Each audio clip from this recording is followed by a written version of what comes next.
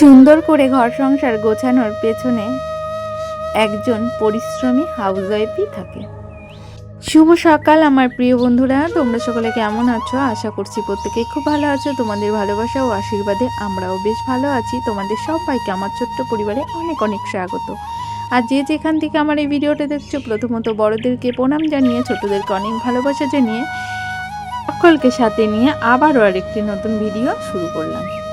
আর এই দেখো, কথা বলতে বলতে ঘরটাকে ঝাড় দিতে দিতে বইয়ের একটা ছেলের বই খাতা যেখানে থাকে সেই জায়গাটাকেও আমি সুন্দর করে পরিষ্কার করে নিয়ে তারপরে একেবারে সুন্দর করে ঘরটাকে ঝাড় দিয়ে নিচ্ছি।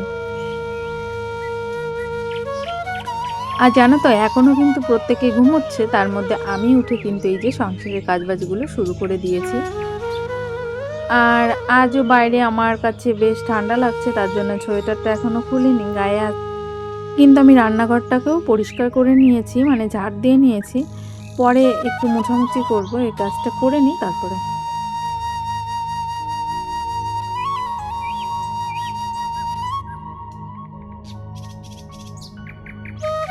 দেওয়া হয়ে গেছে, তারপরে চলে গেলাম রান্নাঘরে। আর রান্নাঘরে এই জায়গাটা একটু মুছে নেব।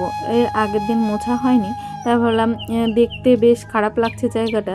তাই এই দেখো, এটা কিন্তু আমি প্রতিদিনই মুছে নিই। আর আমাদের ঘরে তো যেহেতু উনুনেও রান্না করা হয়, তারপরে গ্যাস ওভেনেও রান্না করা হয়। আর জানোই তো, যাদের বাড়িতে কিচেন চিমনি নাই তাদের তো বড় সমস্যা কি বলো তো, এই যে তেল চিটে ভাবটা কিন্তু সব কুটোবাটির উপর যেয়ে পড়ে। আর তাতে কি হয়, কোটো বাটিগুলো তেল চিটে ভাব হয়ে যায়। ওই জন্য কিন্তু রেগুলারই ওটা মুছলে কিন্তু সেই ব্যাপারটা কম হয়। আর তার জন্য আমি প্রতিদিনই একটু ফিটফাট করে গুছিয়ে রাখার জন্য প্রতিদিনই এই জায়গাগুলোকে সুন্দর করে মুছে নিই। আর এই দেখো, তোমাদের সঙ্গে কথা বলতে বলতে কিন্তু আমি গ্যাস ওভেনটাকেও মুছে নিলাম। তারপরে যে চলে আসলাম উনুনটাকে লেপে নিতে। আর জানলার পর্দাটাকে একটু খুলে দিলাম, আলোটা ঘরে ঢুকবে।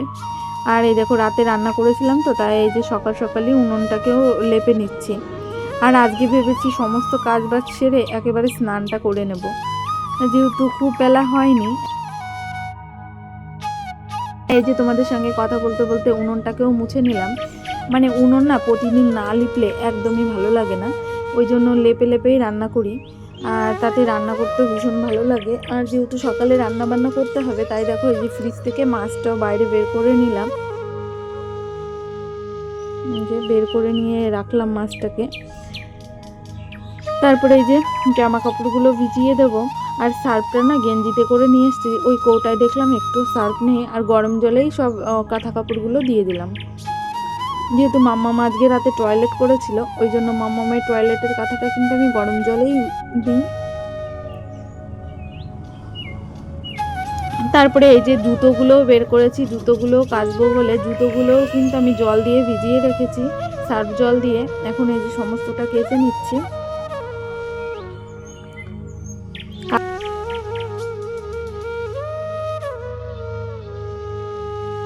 দেখো বন্ধুরা, স্নান টান করে আবারও চলে আসলাম তোমাদের সামনে। আজ আর সকালবেলায় কি খাবার দাবার করেছি সেগুলো আর কোনো কিছুই তোমাদের সঙ্গে শেয়ার করিনি।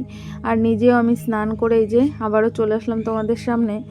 আর এই দেখো, স্নান করে যেহেতু চলে এসেছি, আর এই যে নাইটিটাকেও মেলে দিলাম। আর তার সঙ্গে কিছু জামা কাপড়ও কেচেছিলাম, সেইগুলোও মেলে দিয়েছি। আর পুজো করেছিলাম, জানো তো, পুজো করেছি। পুজো করার পরে যে পুজোর থালা বাসনগুলো তুলতে হয়, এই যে সেগুলোও তুলে নিচ্ছি। আর এটা তোলার পরে তারপরে চলে যাব রান্নাঘরের দিকে, একটু কাজ বাজ আছে। আজ আর দুপুরে রান্নাবান্না হয়নি, সকালেই রান্নাবান্না হয়েছে। আজ হবে আবার রাতে রান্নাবান্না।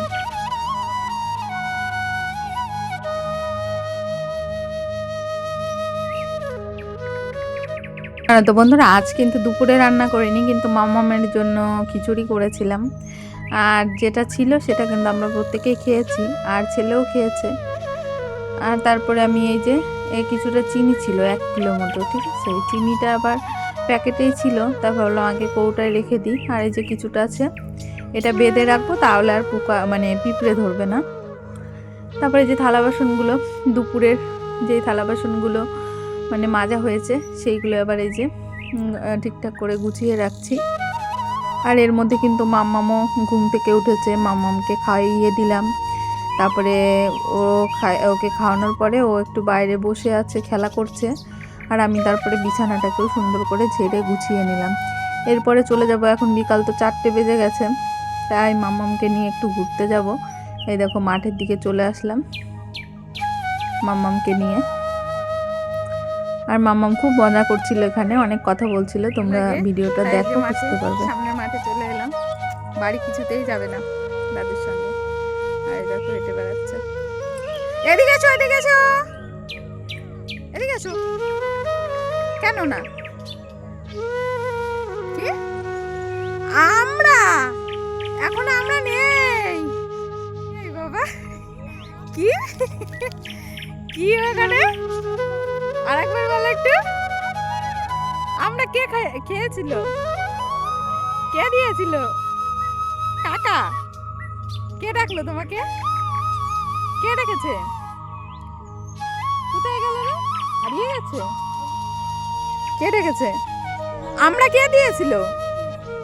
হ্যাঁ, ঋষি কাকা হয়ে গেছে মনে হয়, তখন আমরা দিয়েছিল, সেটা খেয়েছিল। শুভ সন্ধ্যা প্রিয় বন্ধুরা। এই দেখো সন্ধ্যাবেলা আবারও তোমাদের সামনে চলে আসলাম সন্ধ্যা টন্ধা দেখিয়ে। তারপরে বরমশাইও অফিস থেকে বাড়ি চলে এসেছে। আর এই দেখো বাড়িতে ফেরার সময় মাছ নিয়ে আসছে। এখানে প্রায় 2 কিলো মতো তেলাপিয়া মাছ ছিল। আর এই মাছগুলো না মানে আমি কাটিনি, কেন বলো তো, রাত হয়ে গেছে তো, আমার আর মাছ কাটতে ভালো লাগছিল না, আর শরীরটাও ভালো লাগছিল না। তারপরে কর্তামশাই মাছগুলো কেটে দিচ্ছে। তারপরে এই দেখো ধুয়ে নিয়ে চলে আসলাম মাছগুলো। আর অনেকগুলো মাছ, যদি এখানে যদি আমাদের বাড়িতে একটা লাউ গাছ থাকতো না, লাউ পাতা সিদ্ধ দিতাম মাছ। তা লাউ গাছ যেহেতু নেই আর বাজার থেকেও আনা হয়নি। তারপরে এই দেখো ভাতটা উনুনেই বসিয়েছিলাম, ভাতের মারটা গেলে নিলাম, ভাতটা হয়ে গেছে।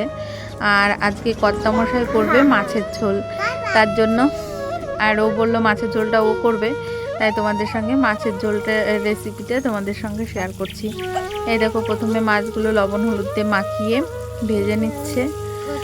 আর তোমরা তো প্রত্যেকেই জানো তোমাদের দাদাভাই রান্না করতে ভীষণই পছন্দ করে, আর ও রান্না খেতে আমার ভীষণই ভালো লাগে, আমার ছেলেরও ভীষণ পছন্দ করে ওর বাবার হাতের রান্না। তারপরে দেখো এই যে প্রথমে যেটা বলতে হয়, জিরে তেজপাতা সবটা তেলের উপর দিয়ে তারপরে মশলাটা দিয়ে, মশলাতে একটু জল দিয়ে, তারপরে এই দেখো এখন ভালো করে মশলাটাকে কষানো হয়ে গেছে। এই যে মাছগুলোকে দিয়ে দেবে, ভাজা মাছগুলোকে এক এক করে সাজিয়ে দেবে। আর আজকের মাছের ঝোলের, তেলাপিয়া মাছের ঝোলের রেসিপিটা না সত্যি দুর্দান্ত হয়েছিল খেতে, খুবই দারুণ হয়েছিল খেতে, মানে কি বলবো, হাত চেটে চেটে খেয়েছে প্রত্যেকে। আমারও না মানে খুবই ভালো লাগে আমার বরমশাইয়ের রান্না খেতে। তবে মানুষটা ভীষণ ভালো তো, তাই যাও প্রতিদিন অফিস থেকে ফেরার পথেও কষ্ট হলেও রান্নাটা করে দেয় আমাকে মাঝে মাঝে। আর মেয়ে ছোট থাকার কারণে এই সুযোগ সুবিধা আমি আরও বেশি পাচ্ছি। তারপর দেখো এই যে মাছের ঝোলের জালটা বেশ ফুটে উঠেছে, আর একটু জাল হবে। তাই এই পর্যন্ত যে সকল বন্ধুরা আমার ভিডিওর সাথে আছো তোমাদেরকেই বলছি আমার ভিডিওটা কেমন লেগেছে প্রত্যেকে প্লিজ একটু কমেন্ট করো, আর অবশ্যই ভিডিওটা একটা লাইক করো। আর যে সকল পুরাতন বন্ধুরা প্রতিনিয়ত আমার ভিডিও দেখছো, সুন্দর সুন্দর কমেন্ট করছো, তোমাদেরকে কিন্তু অসংখ্য অসংখ্য ধন্যবাদ। আর যে সকল বন্ধুরা ভিডিও আড়াল থেকে দেখছো তাদেরকেও অসংখ্য অসংখ্য ধন্যবাদ তোমাদের এই মূল্যবান সময়টা আমার পেছনে ব্যয় করার জন্য। আর এইভাবে প্রত্যেকের সাথে থেকো, নতুন পুরাতন সকলে এইভাবে আমার সাথে থেকো, এইভাবে ভালোবাসা দিতে থেকো প্রিয় বন্ধুরা। আর এই দেখো আর খেতে বসিয়ে দিয়েছি, আর আজকে আগেই আমাদের কর্তামশাই খাচ্ছে।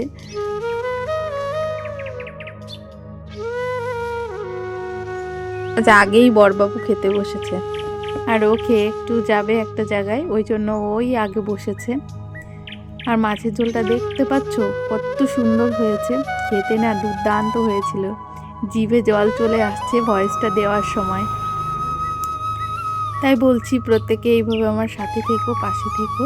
তোমাদের সবাইকে টাটা বাই বাই, দেখা হবে আবার নেক্সট কোনো ভিডিওতে। টাটা।